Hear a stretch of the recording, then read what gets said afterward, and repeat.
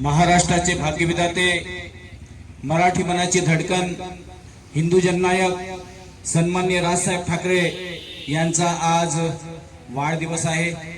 आणि वाढदिवसानिमित्त सन्माननीय राजसाहेबांनी सांगितलं होतं संपूर्ण महाराष्ट्रातील महाराष्ट्र सैनिकांना की माझा वाढदिवस कुठल्याही प्रकारचे होर्डिंग्स किंवा कुठल्याही प्रकारच्या जाहिरातबाजी करू नका, तर माझा वाढदिवस हा जनसामान्यांसाठी काहीतरी बाबा प्रेरक असला पाहिजे आणि कुणाला मदत झाली पाहिजे आणि मोठ्या प्रमाणामध्ये वृक्ष लागवड झाली पाहिजे।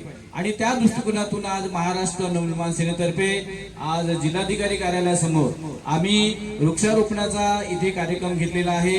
आणि सन्माननीय राजसाहेबांच्या म्हणण्यानुसार आम्ही झाडे लावून जे आहे या महाराष्ट्रामध्ये ज्या पद्धतीचं तापमान वाढलेलं आहे, ज्या प्रकारचं जे आहे संपूर्ण जे आहे जंगल जे आहे उद्ध्वस्त होत असताना झाडाची मोठी लागवड करणं अत्यावश्यक असल्यामुळे आज आपण जो वृक्ष लागवडीचा जो उपक्रम सन्माननीय राजसाहेबांच्या वाढदिवशी आम्ही इथे केलेला आहे तो अत्यंत प्रेरणादायी आहे। आणि मी संपूर्ण चंद्रपूर जिल्ह्यातल्या सर्व तमाम जे आमच्या नवयुवकांना सांगू इच्छितो की येणाऱ्या समोरच्या काळामध्ये वातावरण पुन्हा तापणार आहे, कारण ह्या वर्षीचा उन्हाळा खूप मोठा तापलेला होता आणि परत दुसरा उन्हाळा सुद्धा तापणार आहे। म्हणून मोठ्या प्रमाणामध्ये आपल्या घराशेजारी, आपल्या घरासमोर आणि जिथं कुठं जे ओपन स्पेस असेल, कुठे जागा असेल त्या ठिकाणी वृक्षारोपण करा, मोठ्या प्रमाणात करा।